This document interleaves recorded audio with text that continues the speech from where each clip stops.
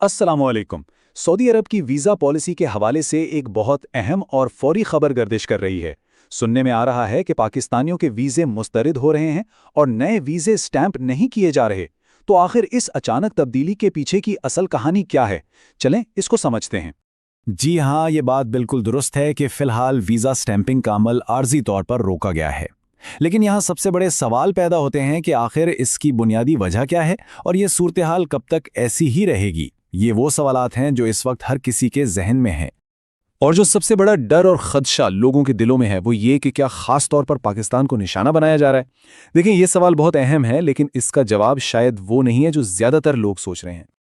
हकीकत यह है कि ये मसला सिर्फ पाकिस्तान का नहीं है, बल्कि सऊदी अरब ने पूरे 14 ममालिक की एक फहरिस्त तैयार की है जहां से माजी में कवानीन की खिलाफ वर्जियां कुछ ज्यादा ही रिपोर्ट हुई हैं।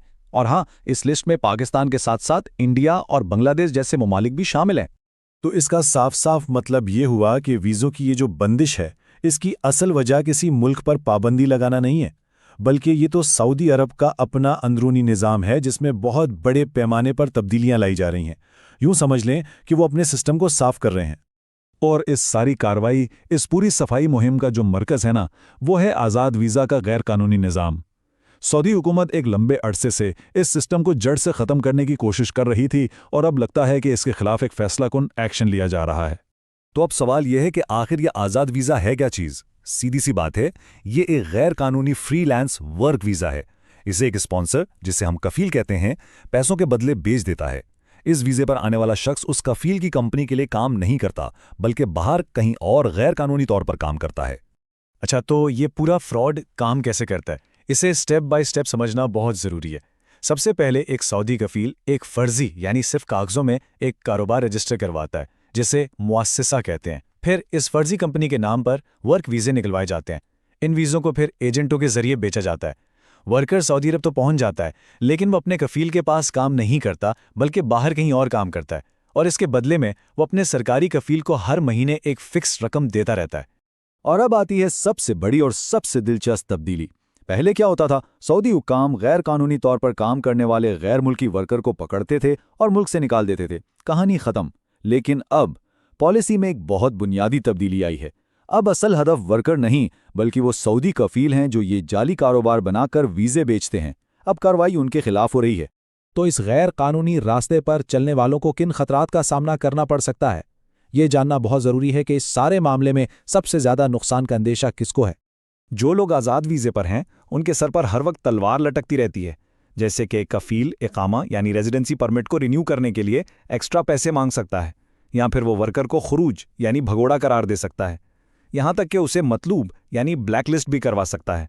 मतलब हर वक्त इस्तेसाल और कानूनी परेशानी का खतरा बना रहता है। देखिए, एक बात कही जाती है ना, जब रास्ता ही गलत चुना हो तो मसाइल का सामना तो करना ही पड़ता है। ये सारी परेशानियां इसीलिए पैदा होती हैं क्योंकि उस रास्ते की बुनियाद ही गलत होती है।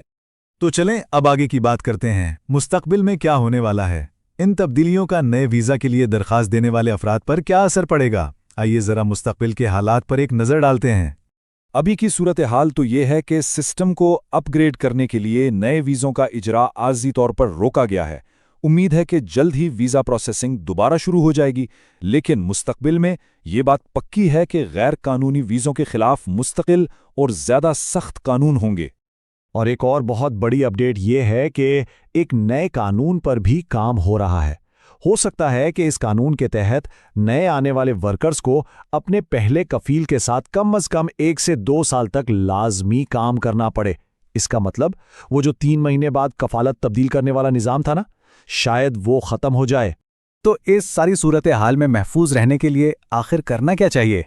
अब आते हैं इस गुफ्तगू के सबसे अहम हिस्से पर। अगर इस मामले में मज़ीद कोई सवाल हो, कोई कन्फ्यूजन हो या कोई रहनुमाई चाहिए हो, तो स्क्रीन पर दिए गए ईमेल एड्रेस पर राब्ता किया जा सकता है। तो आखिर में इस पूरी बात का खुलासा क्या है? हमेशा तस्दीक करें, कोई भी कदम उठाने से पहले मुकम्मल तौर पर छानबीन करें और सवाल पूछें, और सही मालूमात के लिए हमारे साथ जुड़े रहें।